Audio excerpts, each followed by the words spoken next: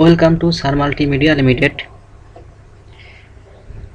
এখানে আমি মাইক্রোসফটের একটি ডিফল্ট সেটিং ওয়ার্ড অপশন নিয়ে আলোচনা করব।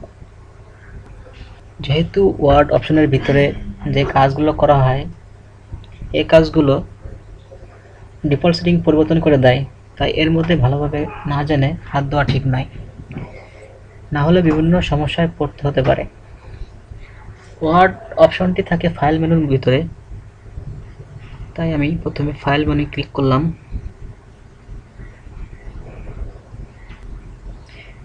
এখানে দেখতে পাচ্ছি সর্বশেষের আগেরটি অপশন নামে একটি কমান্ড আছে, এটি হলো ওয়ার্ড অপশন।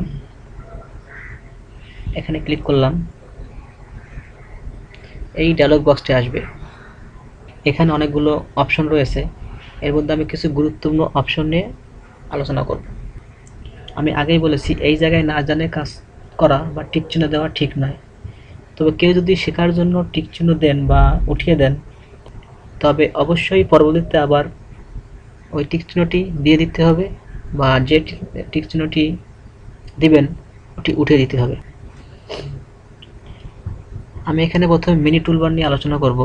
দেখুন এখানে show mini toolbar on selection, এখানে টিক চিহ্ন দেওয়া আছে। তার মানে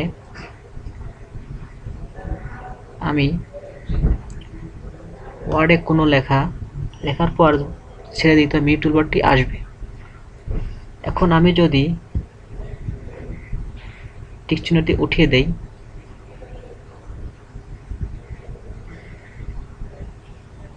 দেখুন মিনি টুলবারটি আসছে না। তার মানে আমাকে মিনি টুলবার এখানে আনতে হলে ওখানে অবশ্যই টিক চিহ্ন থাকতে হবে। আমি আবার টিক চিহ্ন দিচ্ছি।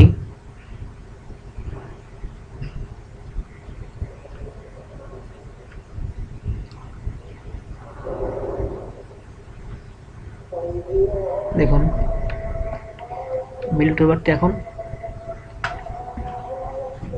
দেখা যাচ্ছে। ওকে, আজ এই পর্যন্ত। আমরা পরবর্তী টিউটোরিয়ালে ওয়ার্ড অপশনের ড্রয়িং অবজেক্ট আলোচনা করব। আল্লাহ হাফেজ।